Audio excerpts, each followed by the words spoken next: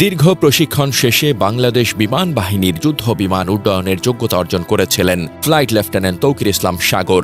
সেই দিনটি তার জীবনের অন্যতম গুরুত্বপূর্ণ দিন ছিল, স্বপ্ন পূরণের প্রথম একক ফ্লাইট। কিন্তু ভাগ্যের নির্মম পরিহাস, সেই প্রথম উড্ডয়নই হয়ে উঠল তার জীবনের শেষ গন্তব্য।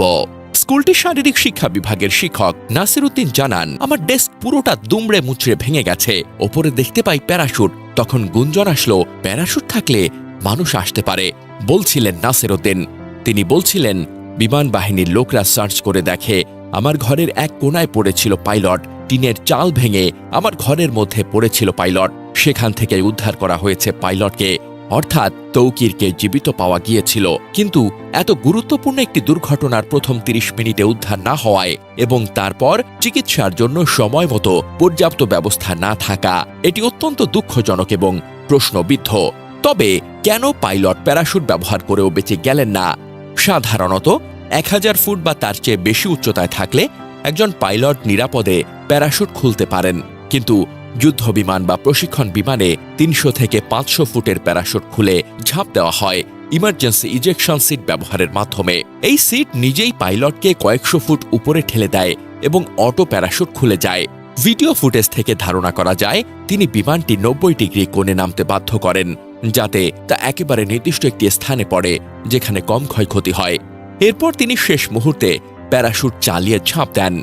যেহেতু তখন উচ্চতা ছিল অনেক কম এবং গতিবেগ ছিল অনেক বেশি, প্যারাশুট খুললেও তিনি নিরাপদে অবতরণ করতে পারেননি। তিনি পড়ে যান একটি টিনশেড ঘরের ছাদ ভেঙে, যা বিমান দুর্ঘটনার মূল পয়েন্ট থেকে কিছুটা দূরে। তাহলে সম্ভাব্য সময়? বিমানটি ক্রাশ করেছিল ১:১৮ সম্ভবত ১:১৭:৫০ থেকে ১:১৮, এই ১০ সেকেন্ড সময়ের মধ্যেই তৌকির ইজেকশন সিস্টেম চালু করেন এবং প্যারাশুট খুলে যায়। এই মুহূর্তেই তিনি বিমানের নিয়ন্ত্রণ ছেড়ে ঝাঁপ দেন। যদি তৌকির ইজেকশন করে খোলা মাঠে অবতরণ করতেন তাহলে হয়তো জীবন বেঁচে যেত, কিন্তু তিনি শেষ মুহূর্তে বিমানের নিয়ন্ত্রণ ধরে রাখার চেষ্টা করেন যাতে সেটি স্কুলের মূল ভবনের ওপর না পড়ে। এটাই প্রমাণ করে তিনি শুধুমাত্র নিজের প্রাণ নয়, নিচে থাকা শত শিশুর প্রাণ নিয়েই ভাবছিলেন।